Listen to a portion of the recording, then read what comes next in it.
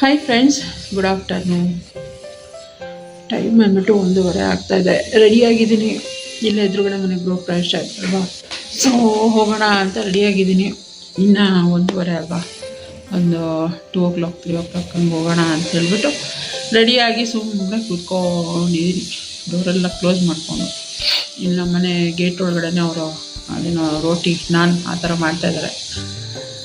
So ಹಾಗಾಗಿ ನಾನು lock ಮಾಡಿಬಿಟ್ಟು ಹೊರಗಡೆ ಕುತ್ಕೊಂಡಿದ್ದೀನಿ. ಸ್ಯಾರಿ ಹಾಕ್ಕೊಂಡು ಹೋಗೋಣ ಅಂತ ಅಂದ್ಕೊಂಡೆ, ಗೊತ್ತಿಲ್ಲ ಲಾಸ್ಟು ಇನ್ನೇನು ಹೋಗಬೇಕು ಅನ್ನೋ ಮೂಮೆಂಟಲ್ಲಿ ಏನು ಚೇಂಜ್ ಆಗುತ್ತೆ ಅಂತ ಗೊತ್ತಿಲ್ಲ. ಇಲ್ಲೇ ಹತ್ರ ಅಲ್ವಾ, ಡ್ರೆಸ್ ಹಾಕ್ಕೊಂಡು ಹೋಗಿ ಬಂದ್ಬಿಡೋಣ ಅಂತ ಅನಿಸುತ್ತಾ ಅಥವಾ ಸ್ಯಾರಿ ಹಾಕ್ಕೊಂಡು ಹೋಗ್ತೀನೋ ಗೊತ್ತಿಲ್ಲ. ಅದನ್ನು ನನಗೆ ಬ್ಲಾಗಲ್ಲಿ ಕಂಟಿನ್ಯೂ ಮಾಡ್ತೀನಿ. ನಿನ್ನೆ ದೇವರೆಲ್ಲ ಕರೆಸಿದ್ರು, ನಿಜ ತುಂಬಾ ಚೆನ್ನಾಗಿತ್ತು. ದೇವ್ರು ಕರೆಸಿ ಡ್ಯಾನ್ಸ್ ಎಲ್ಲ ಮಾಡಿದ್ರು. ಆಮೇಲೆ ಕಾಲಭೈರವೇಶ್ವರ ಬಂದಿದೆ, ನಮ್ಮ ಮನೆ ದೇವರು ಕೂಡ ಬಂದಿದೆ. ಸೊ ನನಗೂ ಖುಷಿ ಆಯಿತು. ನಮ್ಮನೆ ಬಾಗಿಲು ಹತ್ರಕ್ಕೆ ಬಂತಲ್ಲ ದೇವರು, ನನ್ನ ಭೈರವೇಶ್ವರ ಬಂದಿದೆ ದೇವರು ಅಂತ ಹೇಳ್ಬಿಟ್ಟು ಖುಷಿ ಆಯಿತು. ಆಮೇಲೆ ಪಟ್ಟಾಳದಮ್ಮನ ಕಳಿಸಿದ್ದಾರೆ. ಸತ್ಯನಾರಾಯಣ ಸ್ವಾಮಿ ಪೂಜೆ ಎಲ್ಲ ಇದೆ, ಬನ್ನಿ ಅಂತೇಳಿ ಕರೆದ್ಬಿಟ್ಟು ಹೋದರು. ಸೊ ಆಮೇಲಿಂದ ಹೋಗಿ ನಾನು ವಿಶ್ ಮಾಡಿಬಿಟ್ಟು ಊಟ ಮಾಡ್ಕೊಂಡು ಬರೋಣ ಅಂತ ಅಂದ್ಕೊಂಡು ವೆಯ್ಟ್ ಮಾಡ್ತಾ ಇದ್ದೀನಿ. ವೆಯ್ಟ್ ಮೀನ್ಸ್ ಸುಮ್ಮನೆ ಕುತ್ಕೊಂಡಿದ್ದೀನಿ. ಇನ್ನೇನೆಲ್ಲ ಕೆಲಸ ಮುಗೀತು ಇವತ್ತು. ಇದೆಲ್ಲ ಕೆಲಸ ರೆಡಿ ಮಾಡಿದೆ. ಇವತ್ತು ತುಂಬ ದಿನದಿಂದ ಒಗ್ದಿರೋ ಬಟ್ಟೆಗಳೆಲ್ಲ ಆಮೇಲೆ ಹಾಕಿಟ್ಬಿಟ್ಟಿದೆ, ಅದನ್ನು ಇದೇ ಮಾಡಿರಲಿಲ್ಲ. ಮತ್ತು ಈ ಒಂದು ಕವರ್ಸ್ಗಳಿರ್ಬೋದು, ಸೋಫಾ ಕವರ್ಸ್ ಇರ್ಬೋದು, ದಿವಾನ ಕವರ್ ಏನೂ ಹಾಕಿರಲಿಲ್ಲ, ಹಾಗೆ ಇಟ್ಟಿದೆ. ಅದನ್ನೆಲ್ಲ ಇವತ್ತು ಕೂತ್ಕೊಂಡು ಫುಲ್ಲು ರೆಡಿ ಮಾಡಿದ್ದೀನಿ. ಒಂದು ಕಡೆಯಿಂದ ಎಲ್ಲ ರೆಡಿ ಮಾಡಿದ್ದೀನಿ. ತುಂಬ ಕೆಲಸ ಇತ್ತು ಇವತ್ತು ಹೇಳಬೇಕು ಅಂದರೆ. ಆ್ಯಕ್ಚುಲಿ ಇಲ್ಲಿ ಹೊರಗಡೆ ಬೇರೆ ಶಬ್ದ ಗಿಗಿ ಅಂತ ಇದೆಯಾ, ಅದೊಂದು ಬೇರೆ ತಲೆ ಕೆಡುತ್ತೆ. ನೋಡೋಣ, ತಿಂಡಿಗೆ ಪುಳಿಯೋಗರೆ ಮಾಡಿದೆ. ಬೇಗ ಕೆಲಸ ಮುಗೀಲಿ ಅಂದ್ಬಿಟ್ಟೆ ಪುಳಿಯೋಗರೆ ಮಾಡಿದ್ದಂಥದ್ದು. ಈಗ ಕೆಲಸ ಎಲ್ಲ ಮುಗೀತಾ ಅಡುಗೆಗೆ ಬಂದುಬಿಟ್ಟು ಸೊಪ್ಪು ಸಾರು ಮಾಡಿದ್ದೀನಿ, ಅದೇ ಇದೆ. ನನ್ನ ಮಗ ಬಂದರೆ ಆಗುತ್ತೆ. ಇನ್ನು ನಾನು ಇಲ್ಲೇ ಎದುರುಗಡೆ ಫಂಕ್ಷನ್ಗೆ ಹೋಗ್ಬಿಡ್ತೀನಿ. ನನ್ನ ಮಗ ಬಂದರೆ ಸೊಪ್ಪು ಸಾರಿದೆ, ಆಮೇಲೆ ಹಸ್ಬೆಂಡ್ ಬಂದು ಸೊಪ್ಪು ಸಾರಿದೆ. ನಿದ್ದೆ ಬರ್ತಾಯಿದೆ ನಿಜ ಹೇಳಬೇಕು ಅಂದರೆ. ಬೇಗ ಕೆಲಸ ಮುಗಿದ್ಬಿಟ್ರೆ ಒಂಥರ ನಿದ್ದೆ ಬರ್ತಾ ಇರುತ್ತೆ. ವೀಡಿಯೋ ಎಡಿಟ್ ಕೂಡ ಮಾಡಬೇಕು ಅಂದು. ಸೊ ವೀಡಿಯೋ ಎಡಿಟ್ ಮಾಡಿಬಿಟ್ಟು ಆಮೇಲಿಂದ ಸಿಗ್ತೀನಿ ನಾನು. ಸೊ ಒಂದು 2 o'clock 2:30 ಅಷ್ಟರಲ್ಲಿ ರೆಡಿ ಆಗಿಬಿಟ್ಟು ನಾನು ಹೋದೆ ಗೃಹ ಪ್ರವೇಶಕ್ಕೆ. ಸೊ ಕಾಲಭೈರವೇಶ್ವರ ಇದು. ಫಸ್ಟಿಗೆ ಹೋಗಿ ದೇವ್ರಿಗೆ ಕೈ ಮುಕ್ಕೊಂಡು ಅಲ್ಲಿಂದ ಮೇಲೆ ಹೋದ್ವಿ. ಅವ್ರಿಗೆ ವಿಶ್ ಮಾಡಿಬಿಟ್ಟು ಹಾಗೆ ಸತ್ಯನಾರಾಯಣ ಸ್ವಾಮಿ ಪೂಜೆ ಪ್ರಸಾದ ತೊಗೊಳ್ಳೋಣ ಅಂತ ವೀಡಿಯೋ ಮಾಡ್ಕೊಳ್ಳೋಣ ಅಂತ ನೋಡ್ತಾಯಿದ್ದೆ. ಅವ್ರ ಮನೆಗೆ ಬಂದು ಹೋಗೋರು ಜಾಸ್ತಿ ಇದ್ದರು. ಸೊ ಕಾಣಿಸಿಲ್ಲ. ಫೈನಲಿ ಇದೊಂದು ಕ್ಲಿಪ್ಪಿಂಗ್ ಕಾಣಿಸ್ತು, ಹಾಗೆ ಫೋಟೋ ತೆಕ್ಕೊಂಡು ಇದು ಬಂದುಬಿಟ್ಟು ಪಟ್ಟಾಲದಮ್ಮ. ಸೊ 2 ದೇವರನ್ನು ನೋಡ್ಕೊಂಡು ಊಟ ಮಾಡ್ಕೊಂಡು ಅಲ್ಲಿಂದ ಬಂದೆ. ಫಂಕ್ಷನ್ ಮುಗಿಸ್ಕೊಂಡು ಬಂದೆ. ಶಿವರಾತ್ರಿ ಹಬ್ಬಕ್ಕೆ ಅಂತ ಹೊಲ್ಕೊಂಡಿದ್ದು ಸ್ಯಾರಿ ಇವತ್ತು ಫಂಕ್ಷನ್ಗೆ ಹಾಕೊಂಡು ಹೋಗೋ ಥರ ಆಯಿತು. ಅದಕ್ಕೆ ಈ ಚಿಕ್ಕಪೇಟೆಯಿಂದ ತೊಗೊಂಬಂದಿದ್ದು ಸರ ಪರ್ಪಲ್ ಬಿಡಿರೋದು ಹಾಕ್ಕೋಬೇಕು ಅಂತ ತುಂಬ ದಿನದಿಂದ ಆಸೆ ಇತ್ತು. ಇವತ್ತು ಹಾಕ್ಕೊಂಡು ಹೋಗಿದ್ದೀನಿ. ಜೊತೆಗೆ ಇದೊಂದು ಓಲೆ,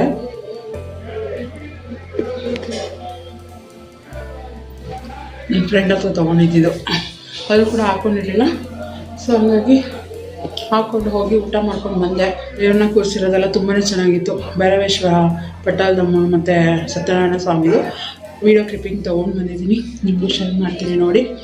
నేను ಎತ್ಬೋದು ಅನಿಸುತ್ತೆ ದೇವರು. ನನ್ನ ಮಗ ಬಂದಮೇಲೆ ಎತ್ತಿದ್ರೆ ಚೆನ್ನಾಗಿರುತ್ತೆ, ಯಾಕೆಂದರೆ ಅವ್ರಿಗೆ ಇಷ್ಟ ಆ ಥರದ್ದೆಲ್ಲ ನೋಡೋದಕ್ಕೆ. ಇವಾಗ ಜಸ್ಟು ಇನ್ನೇನು ಮನೆ ಮುಂದೆನೇ ಅಲ್ವಾ ಅಂತ ಸ್ವಲ್ಪ ಲೇಟಾಗಿ ಹೋದೆ ನಾನು.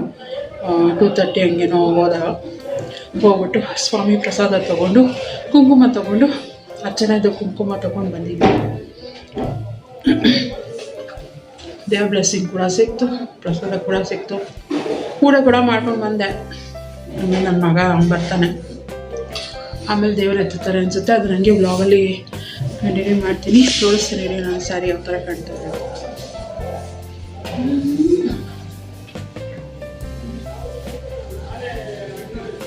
ಪರ್ಪಲ್ ಕಲರ್ ಸ್ಯಾರಿ ಚೆನ್ನಾಗಿ ಕಾಣ್ತದೆ. ಇದರದ್ದು ಬ್ಲೌಸ್ ಸ್ಟಿಚಿಂಗ್ ಮಾಡ್ಕೊಂಡೆ. ಈ ಸಲ ಕಟೋರಿ ಟೈಪ್ ಹೊಲ್ಕೊಳ್ಳೋಣ ಅಂತೇಳಿ ಚೆನ್ನಾಗಿ ಬಂದಿದೆ ಕಟೋರಿ. ಇನ್ನಿರೋ ಬ್ಲೌಸ್ಗಳೆಲ್ಲ ಕಟೋರಿ ಇಲ್ಲೇ ಹೊಲ್ಕೊಳ್ಳೋಣ ಅಂದ್ಕೊಂಡಿದ್ದೀನಿ. ಈಸಿ ಇದೆ, ಮತ್ತು ಕಟ್ಟಿಂಗು ಈಸಿ ಮತ್ತು ಸ್ಟಿಚಿಂಗು ಈಸಿ. ಪ್ರಿನ್ಸಸ್ ಕಟ್ತಾರೆ. ದೂರದಿಂದ ಹೆಂಗೆ ಕಾಣ್ತದೆ ಗೊತ್ತಿಲ್ಲ, ಚೆನ್ನಾಗಿ ಕಾಣಿಸ್ತಾ ಇತ್ತು ಸ್ಯಾರಿ.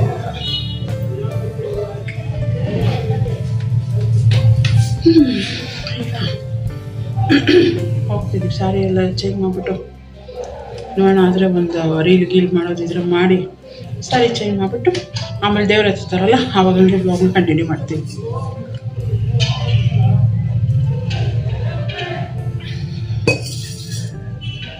ಬೀಡ ತಿಂತಾಯಿದ್ದೀನಿ, ನೀರು ತಿಂತಾಯಿದ್ದೀನಿ. ದೇವ್ರನ್ನ ಎತ್ತೋಷ್ಟರಲ್ಲಿ ಆಲ್ಮೋಸ್ಟ್ 3:30 4 o'clock ಆಗಿತ್ತು ಅಂತ ಅಂದ್ಕೊಳ್ತೀನಿ. ನನ್ನ ಮಗ ಕೂಡ ಬಂದಿದ್ದ. ಅವನಿಗೆ ಮೊದಲೇ ಈ ಥರದ್ದೆಲ್ಲ ಇಷ್ಟ ಅಂತ ಹೇಳಿದೆ. ಸದ್ಯ ಅವ್ನು ಬರೋಕ್ಕೆ ಮುಂಚೆ ಎಲ್ಲ ಎತ್ಬಿಡ್ತಾರೋ ಅಂತ ಅಂದ್ಕೊಂಡಿದ್ದೆ. ಬಟ್ ಅವ್ನು ಬಂದಮೇಲೆ ದೇವ್ರನ್ನೆಲ್ಲ ಎತ್ತಿದ್ದು. ಅಲ್ಲೇ ಊಟ ಎಲ್ಲ ಕೊಟ್ಟಿದ್ರಲ್ವ, ಅಲ್ಲಿ ಬಾಟ್ಲ್ ಇರ್ಬೋದು, ನೀರಿನ ಬಾಟ್ಲ್ ಇರ್ಬೋದು, ಐಸ್ ಕ್ರೀಮ್ ಕಪ್ಸ್ ಇರ್ಬೋದು, ಅದೆಲ್ಲ ಬಿದ್ದು ಒದಾಡ್ತಾಯಿತ್ತು. ಮತ್ತು ಹಿಂದೆಯೇ ಪೆಂಡಾಲ್ ಅವರು ಕೂಡ ಬಂದು ಎಲ್ಲ ಪೆಂಡಾಲ್ ಎಲ್ಲ ಬಿಚ್ಚಿದ್ರು. ಆಮೇಲೆ ಅಲ್ಲೆಲ್ಲ ನೀರು ಹಾಕಿ ಕ್ಲೀನ್ ಮಾಡಿ ವಾಶ್ ಮಾಡಿಬಿಟ್ಟು ಆಮೇಲೆ ದೇವರನ್ನು ಕಳಿಸ್ಕೊಟ್ಟಿದ್ದು. ಫಸ್ಟಿಗೆ ಪಟ್ಟಾಲದಮ್ಮ ಹೋಯಿತು. ಅದು ನಾಗಮಂಗಲದಿಂದ ತರಿಸಿದಂತೆ ಪಟ್ಟಾಲದಮ್ಮ ದೇವರು, ಅವ್ರ ಊರಿಂದ ಬಂದಿದ್ದು. ಅದನ್ನೆಲ್ಲ ಕಟ್ಟು ಸ್ವಲ್ಪ ದೂರ ಮೆರವಣಿಗೆ ಥರ ಕರ್ಕೊಂಡೋಗಿ ಅಲ್ಲಿಂದ ಕಳಿಸ್ಕೊಟ್ರು. ಆ ದೇವರು ಕಳಿಸ್ಕೊಟ್ಟು ಒಂದು ಅರ್ಧ ಗಂಟೆ ಆದಮೇಲೆ ಕಾಲಭೈರವೇಶ್ವರನ್ನು ಕೂಡ ಕಳಿಸ್ಕೊಟ್ರು. ಹೊರಡೋಕ್ಕೂ ಮುಂಚೆ ಕೆಂಪಾರತಿ ಮತ್ತು ಕಪ್ಪಾರತಿ ಜೊತೆಗೆ ಸೀರೆ ಮಡ್ಲಕ್ಕಿ ಎಲ್ಲನೂ ಕೊಟ್ಟು ಕಳಿಸ್ಕೊಟ್ರು ದೇವರಿಗೆ.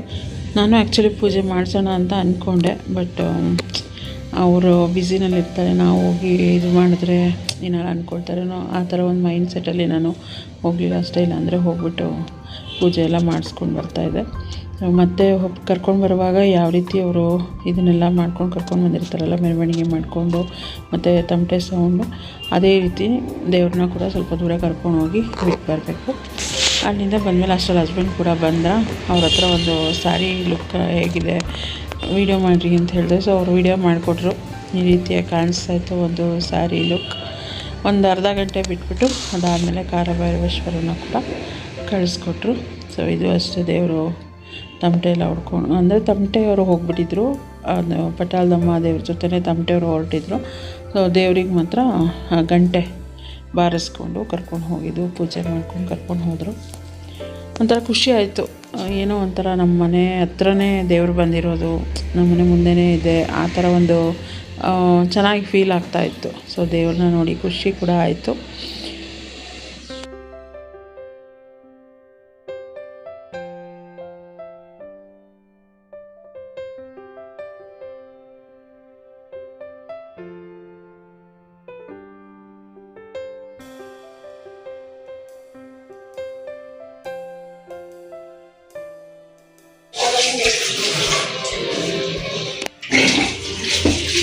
ಓಹೋ, ನಮ್ಮ ಮನೆಯಲ್ಲಿ ಬ್ರೆಡ್ ಪಿಜ್ಜಾ ಚೆಫ್ ಬಂದ್ಬಿಟ್ಟು ಇವರು ಮಾಸ್ಟರ್ ಶೆಫಾ ಏನ್ರಿ ಇವತ್ತು ಸ್ಪೆಷಲು? ಸುಮ್ಮನೆ ಫಸ್ಟ್ ಟೈಮ್ ಲೈಫಲ್ಲಿ ನನ್ನ ಗಂಡ ಇದನ್ನು ಮಾಡಿಕೊಡ್ತಾ ಇರೋದು. ಹಲೋ ಪಾಪ, ಅಡುಗೆ ಮನೆಗೆ ಬರೋಲ್ಲ ಅಂದರೆ ಹೆಲ್ಪ್ ಮಾಡ್ತಾರೆ. ಬೆಳ್ಳುಳ್ಳಿ ಹೆಚ್ಚಲ್ಲ, ಈರುಳ್ಳಿ ಹೆಚ್ಚೋದು, ಹಸಿಮೆಣ್ಸಿನ್ಕಾಯಿ ಹೆಚ್ಚೋದು, ಕೊತ್ತಂಬರಿ ಹೆಚ್ಚೋದು ಹೆಲ್ಪ್ ಮಾಡ್ತಾರೆ. ಇವತ್ತೇನೋ ಮೂಡ್ ಬಂದು ಬ್ರೆಡ್ ಪಿಜ್ಜಾ ಮಾಡಿಕೊಡ್ತಾರೆ ಎಲ್ಲರಿಗೂ. ಸೊ ನನಗೊಂದು, ನನ್ನ ಮಗನಿಗೊಂದು, ಆಮೇಲೆ ಇವ್ರಿಗೊಂದು. Okay, thank you. ಇದೇನು ಪಾಪ ನಿಂದೇನೆ ಸೀಸ್ಬಿಟ್ಟಲ್ಲ ಪಾಪ. ಹಾಂ, ಸೀದಾಯ್ತಾ ಅದೆಲ್ಲ ನೀಟಾಗಿ ವಾಶ್ಗೆ ಹಾಕ್ಬಿಡು, ಆಯಿತಾ? ಹಾಂ, ಮೆಣಸಿನ್ಕಾಯಿ ಯಾವ್ದು ಹಾಕಿಲ್ಲ ಅದಕ್ಕೆ? ನಾನು ತಿಂತೀನಿ ರೀ, ಶಿಶಿರು. ನನಗೆ ಹೇಳಿದೆ ತಾನೇ ಮೆಣಸಿನ್ಕಾಯಿ ಹಾಕ್ಬೇಡಿ ಶಿಶಿರಿಗೆ ಅಂತ. ಸೊ ಅವತ್ತಿನ ದಿನ ಈವ್ನಿಂಗ್ ಕ್ಲಿಪ್ಪು. ಅವ್ರು ಯಾವಾಗಲೂ ಈ ಥರ ಏನೂ ರೆಸಿಪಿಗಳು ಮಾಡೋದಿಲ್ಲ, ಅದೇನೋ ಆನ್ಲೈನಲ್ಲಿ ನೋಡ್ಕೊಂಬಿಟ್ಟಿದ್ದೀನಿ ಅಂದ್ಬಿಟ್ಟು ಇದು ಒಂದು ರೆಸಿಪಿನ ಮಾಡ್ತಾಯಿದ್ರು. ಸೊ ಹಾಗಾಗಿ ನೋಡೋಣ ಹೆಂಗೆ ಮಾಡಿರ್ತಾರೆ ಅಂದ್ಬಿಟ್ಟು. ನನಗಂತೂ ಊಟ ಮಾಡೋಕ್ಕೆ ಅವತ್ತು ಮೂಡಿರಲಿಲ್ಲ. ಹೇಳಬೇಕು ಅಂದರೆ ಮಧ್ಯಾಹ್ನ ತಿಂದಿದ್ದೆ, ಸಂಜೆ ಆಲ್ಮೋಸ್ಟ್ 3 o'clock ಆಗಿಬಿಟ್ಟಿತ್ತಲ್ಲ, ಆ ಊಟ ತಿಂದೆ, ಹೊಟ್ಟೆ ತುಂಬ್ದಂಗೆ ಆಗಿತ್ತು. ಆದರೂ ಅವರು ಪ್ರೀತಿಯಿಂದ ಮಾಡಿಕೊಟ್ಟಿದ್ದಾರಲ್ಲ ಅಂಥೇಳಿ ತಿಂದೆ. ಅಂದರೆ ಇನ್ನೊಂದು ಚೂರು ಮೊಟ್ಟೆ ಬೇಯಬೇಕಾಗಿತ್ತು, ಮಧ್ಯೆ ಏನಿತ್ತು ಅದು ಸ್ವಲ್ಪ ಹಾಗೆ ಹಸಿ ಇತ್ತು. ಮತ್ತು ಹೆಂಚನ್ನ ಕಾಯಿಸಿ ಮತ್ತು ಸ್ವಲ್ಪ ಆಯಿಲೆಲ್ಲ ಹಾಕಿ ಫ್ರೈ ಮಾಡಿ ಎಲ್ಲರಿಗೂ ಕೊಟ್ಟೆ ನಾನು. ಅವರು ಒಟ್ಟಿನಲ್ಲಿ ಮಾಡಬೇಕು ಅನ್ನೋ ಒಂದು ಖುಷಿಗೆ ಇದನ್ನೆಲ್ಲ ಮಾಡಿದ್ರು. ನಾವು ಕೂಡ ಇಷ್ಟಪಟ್ಟು ತಿಂದ್ವಿ ಅಷ್ಟೇ. ಅವತ್ತಿನ ದಿನದ ಬ್ಲಾಗ್ ಇಷ್ಟೇ ಅಂತ ಅಂದ್ಕೊಳ್ತೀನಿ ನಾನು. ಇದಾದಮೇಲೆ ಮತ್ತೆ ನಾನೇನು ಬ್ಲಾಗ್ ಮಾಡ್ಕೊಳಕ್ಕಾಗಲಿಲ್ಲ. ನೆಕ್ಸ್ಟ್ ಡೇ ನಾನು ಯಾವುದೋ ಫಂಕ್ಷನ್ಗೆ ಹೋಗಬೇಕಾಗಿತ್ತು. ಅದ್ರ ಜೊತೆಗೆ ಸ್ವಲ್ಪ ಮನೆ ಕ್ಲೀನಿಂಗ್ ಕೂಡ ನಾನು ಮಾಡ್ಕೊಂಡಿದ್ದೆ. ಹಂಗಾಗಿ ಮಾರ್ನಿಂಗಿಂದ ನಾನೇನು ವೀಡಿಯೋ ಕ್ಲಿಪ್ ತೊಗೊಳ್ಳಿಲ್ಲ. ಈವ್ನಿಂಗು ಫಂಕ್ಷನಿಗೆ ರೆಡಿ ಆಗುವಾಗ ನಾನು ಕ್ಲಿಪ್ಪಿಂಗ್ಸ್ನ ತೊಗೊಳ್ತಾ ಇದ್ದೀನಿ. ಮೊದಲಿಗೆ ಮೇಕಪ್ ಮಾಡ್ಕೊಳ್ಳೋಕ್ಕೂ ಮುಂಚೆ ಸ್ಕಿನ್ ಪ್ರೆಪ್ ಮಾಡ್ಕೊಳ್ಬೇಕು. ಸೊ ನಾನಿಲ್ಲಿ ಲೋಟಸ್ದು ಟೋನರ್ನ ಯೂಸ್ ಮಾಡಿದ್ದೀನಿ, ರೋಸ್ ಟೋನರು. ಫಸ್ಟ್ ಟೈಮ್ ನಾನು ಯೂಸ್ ಮಾಡ್ತಾ ಇರೋವಂಥದ್ದು. ನೋಡೋಣ, ಅದು ಪೂರ್ತಿ ಯೂಸ್ ಮಾಡಿದ್ಮೇಲೆ ನಾನು ಹೇಗಿದೆ ಅದ್ರದ್ದು ರಿವ್ಯೂನ ಕೊಡ್ತೀನಿ. ಮುಂಚೆ ನಾನು ಗುಡ್ ವೈಬ್ಸ್ ಯೂಸ್ ಮಾಡ್ತಾಯಿದ್ದೆ, ಅದು ಕೂಡ ಸೆಟ್ ಆಗಿತ್ತು. ಬಟ್ ಈ ಒಂದು ಟೋನರ್ನ ಯೂಸ್ ಮಾಡಿ ನೋಡೋಣ ಅಂಥೇಳಿ ಹೊಸದಾಗಿ ತೊಗೊಂಡಿರೋವಂಥದ್ದು. ಅದಾದಮೇಲೆ ನಾನು ನೇಲ್ಸ್ನ ತೋರಿಸ್ತಾ ಇದ್ದೀನಿ. ಇದು ಬಂದುಬಿಟ್ಟು ರೆನೆ ಕಾಸ್ಮೆಟಿಕ್ಸ್ದು ಆರ್ಟಿಫಿಷಿಯಲ್ ನೇಲ್. ನಾನು ಪ್ರಿಯಾಂಕಾ ಮದುವೆಯಲ್ಲಿ ತೊಗೊಂಡಿತ್ತು. ನೇಲ್ ಪಾಲಿಶ್ ಎಲ್ಲ ಹಾಕ್ಕೊಳ್ಳೋಕ್ಕೆ ಅಷ್ಟು ಟೈಮ್ ಇರಲಿಲ್ಲ. ಸೊ ಹಾಗಾಗಿ ನಾನು ಅದನ್ನೇ ಯೂಸ್ ಮಾಡೋಣ ಅಂಥೇಳಿ ಸ್ಟಿಕ್ ಮಾಡ್ಕೊಂಡಿದ್ದೆ. ಮಾರ್ನಿಂಗಿಂದೆಲ್ಲ ಕೆಲಸ ಮಾಡಿ ಸುಸ್ತಾಗಿತ್ತು. ಜೊತೆಗೆ ನೇಲ್ ಪಾಲಿಶ್ ಹಾಕಿ ಅದೆಲ್ಲ ಡ್ರೈ ಮಾಡೋ ಅಷ್ಟು ನನಗೆ ಪೇಷನ್ಸ್ ಇರಲಿಲ್ಲ.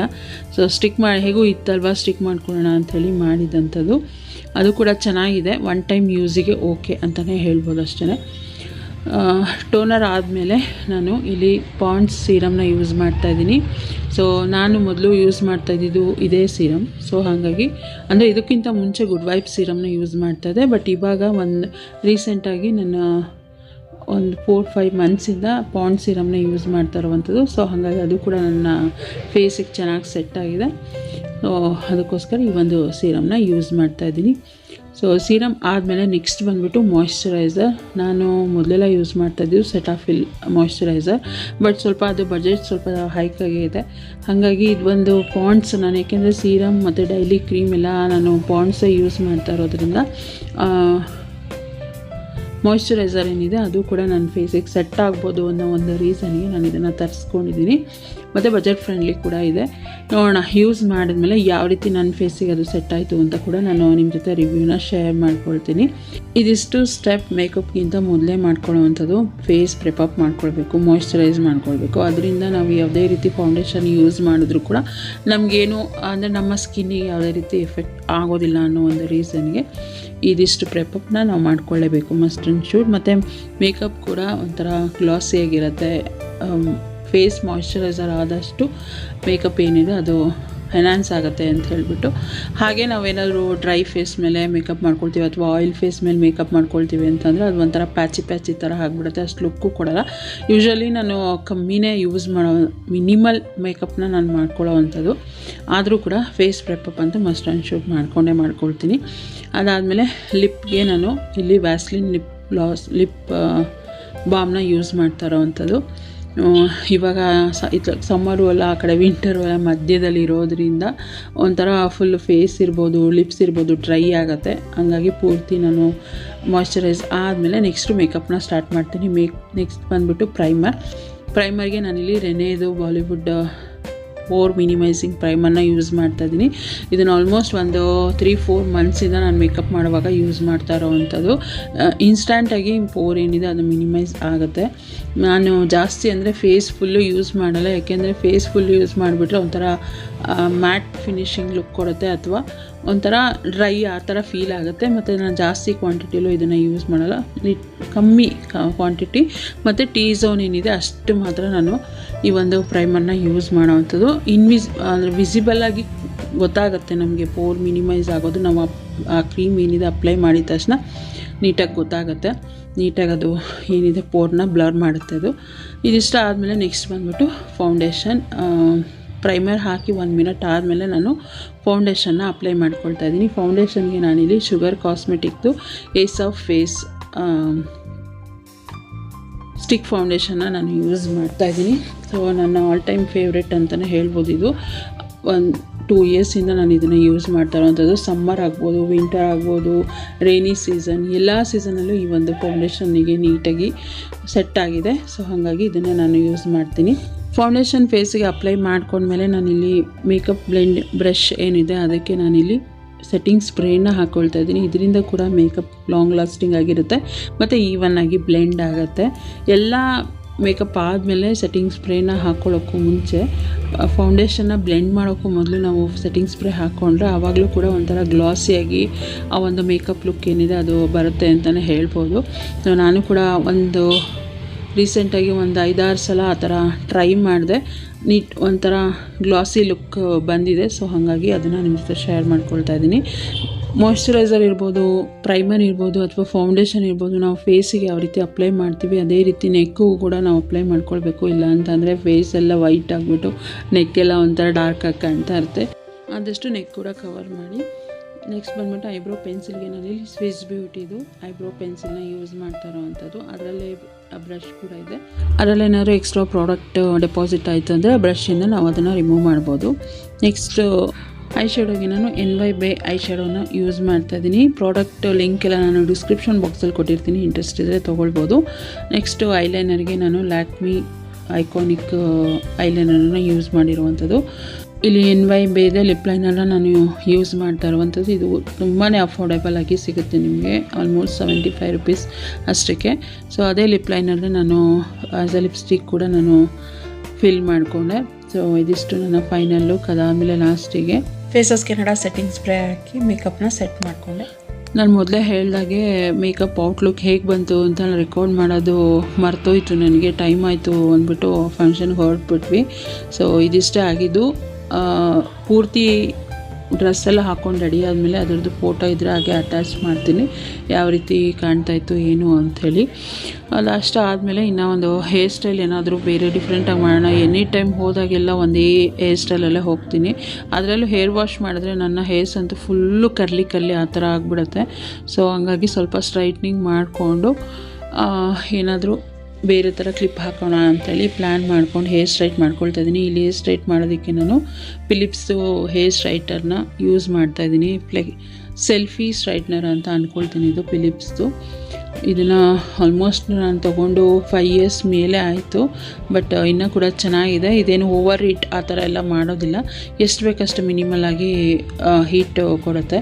ಸೊ ಹೇರ್ಸ್ ಎಲ್ಲ ಪೂರ್ತಿ ನಾನು ಏನು ಫುಲ್ಲು ಸ್ಟ್ರೈಟ್ ಮಾಡಬೇಕು ಆ ಥರ ಏನಿಲ್ಲ. ಪೂರ್ತಿ ಸ್ಟ್ರೈಟ್ ಮಾಡಿದ್ರೂ ನನ್ನ ಹೇರ್ ಥಿಕ್ನೆಸ್ ಕಮ್ಮಿ ಇರೋದ್ರಿಂದ ಒಂಥರ ಚೆನ್ನಾಗಿ ಕಾಣೋದಿಲ್ಲ. ಸೊ ಹಾಗಾಗಿ ಏನು ಕರ್ಲಿ ಇತ್ತೋ ಅದಾದರೂ ಸ್ವಲ್ಪ ಕಮ್ಮಿ ಆಗಲಿ ಅಂತೇಳಿ ಮಿನಿಮಲ್ ಆಗಿ ನಾನು ಹೇರ್ ಸ್ಟ್ರೈಟಿಂಗ್ ಮಾಡ್ಕೊಂಡಿರೋ. ಇದಿಷ್ಟು ಹೇರ್ ಸ್ಟ್ರೈಟ್ ಮಾಡೋ ಅಷ್ಟರಲ್ಲಿ ಫುಲ್ ಸ್ವೆಟ್ ಆಗಿಬಿಟ್ಟಿದೆ. ನಾನಂತೂ ಹೇಳಬೇಕು ಅಂದರೆ ಆ ಒಂದು ಈ ಹೀಟರ್ದು ಅದು ಬಿಸಿ ಶಾಖ ತಗೊಳುತ್ತಲ್ಲ, ಅದಕ್ಕೇ ಅರ್ಧ ಸ್ವೆಟ್ ಆಗಿಬಿಡ್ತೀನಿ. ಬೇಗ ಹೇರ್ ಮಾಡ್ಕೊಂಬಿಡೋಣ ಅಂಥೇಳಿ ಇಷ್ಟೇ ಮಾಡ್ಕೊಂಡಿದ್ದು, ಜಾಸ್ತಿ ಏನಿಲ್ಲ. ಯೂಶ್ವಲಿ ಕೆಳಗಡೆ ಕ್ಲಿಪ್ ಹಾಕ್ತಾಯಿದ್ದೆ, ಇವಾಗ ಸ್ವಲ್ಪ ಮೇಲ್ ಕ್ಲಿಪ್ ಹಾಕಿದ್ದೀನಿ ಅಷ್ಟೇ. ಅದನ್ನು ಸ್ವಲ್ಪ ಹೇರ್ ಬ್ಯಾಂಡ್ ಎಲ್ಲ ಇದು ಮಾಡಿಬಿಟ್ಟು, ಏಕೆಂದರೆ ಫುಲ್ಲು ಬೇಬಿ ಹೇರ್ಸ್ ಜಾಸ್ತಿ ಇರೋದ್ರಿಂದ ಲೂಸ್ ಆಗಿಬಿಡುತ್ತೆ. ಮತ್ತು ಫಂಕ್ಷನ್ ಇದ್ದಿದ್ದು ಕೂಡ ದೂರ ಹೋಗಬೇಕಿತ್ತಲ್ವ, ಹಂಗಾಗಿ ಹೇರ್ನ ನೀಟಾಗಿ ಫಿಕ್ಸ್ ಮಾಡ್ಕೊಂಬಿಡೋಣ ಅಂಥೇಳಿ ಆ ರೀತಿ ಹೇರ್ ಸ್ಟೈಲ್ನ ಮಾಡ್ಕೊಂಡಿದ್ದೆ ಅಂಥದ್ದು. ನಾನು ರೆಡಿ ಆದಮೇಲೆ ನನ್ನ ಮಗನೂ ಕೂಡ ಸ್ವಲ್ಪ ರೆಡಿ ಮಾಡೋಣ ಅಂತ ಅಂದ್ಕೊಂಡಿಲ್ಲ. ಅಂದರೆ ಅವನು ಫೇಸಿಗೆ ಒಂದು ಮಾಯ್ಶ್ಚರೈಸರ್ ಕೂಡ ಹಚ್ಕೊಳ್ಳಲ್ಲ, ಹಾಗೆ ಬಂದುಬಿಡ್ತಾನೆ ಅವನು. ಹಂಗಾಗಿ ಫಸ್ಟು ನಾನು ರೆಡಿ ಆಗಿಬಿಟ್ಟು ಅವನ್ನ ಹೆಂಗೆ ಬೇಕಂಗೆ ಕರ್ಕೊಂಡು ಹೋದರೆ ನೋಡೋರು ಏನು ಅಂದ್ಕೊಳ್ತಾರಲ್ವ. ಸೊ ಹಂಗಾಗಿ ಅವನು ಕೂಡ ಸ್ವಲ್ಪ ರೆಡಿ ಮಾಡೋಣ ಅಂಥೇಳಿ ಮಾಡ್ತಾಯಿದ್ದೆ. ಹಸ್ಬೆಂಡು ಸ್ನಾನಕ್ಕೆ ಹೋಗಿದ್ದರು, ಅವರು ಕೂಡ ಬಂದು ಎಲ್ಲ ರೆಡಿಯಾಗಿ ಹೊರಟ್ವಿ. ಯಾವ ಫಂಕ್ಷನ್ಗೆ ಹೊರಟ್ವಿ, ಎಲ್ಲಿಗೆ ಹೋಗಿದ್ವಿ, ಏನೂ ಎತ್ತಾ ಇಲ್ಲಲ್ಲ. ನಾನು ನೆಕ್ಸ್ಟ್ ಬ್ಲಾಗಲ್ಲಿ ಶೇರ್ ಮಾಡ್ತೀನಿ. ಈ ಒಂದು ಬ್ಲಾಗ್ನ ನಾನು ಇಲ್ಲಿಗೆ ಎಂಡ್ ಮಾಡ್ತೀನಿ. ಈ ವಿಡಿಯೋ ಇಷ್ಟ ಆಗಿದ್ದರೆ ಪ್ಲೀಸ್ ಲೈಕ್, ಕಮೆಂಟ್, ಶೇರ್ ಮಾಡೋದನ್ನು ಮರಿಬೇಡಿ. ಚಾನಲ್ಗೆ ಹೊಸಬ್ರಾದರೆ ಇನ್ನೂ ಕೂಡ ನನ್ನ ಚಾನಲ್ನ ಸಬ್ಸ್ಕ್ರೈಬ್ ಮಾಡ್ಕೊಳ್ದೆ ನೋಡ್ತಾ ಇದ್ದರೆ ಪ್ಲೀಸ್ ನನ್ನ ಚಾನಲ್ನ ಸಬ್ಸ್ಕ್ರೈಬ್ ಮಾಡ್ಕೊಂಡು ನನಗೆ ಸಪೋರ್ಟ್ ಮಾಡಿ. ಸಿಗ್ತೀನಿ ನೆಕ್ಸ್ಟ್ ವಿಡಿಯೋದಲ್ಲಿ. ಅಲ್ಲಿವರೆಗೂ ಥ್ಯಾಂಕ್ಸ್ ಫಾರ್ ವಾಚಿಂಗ್.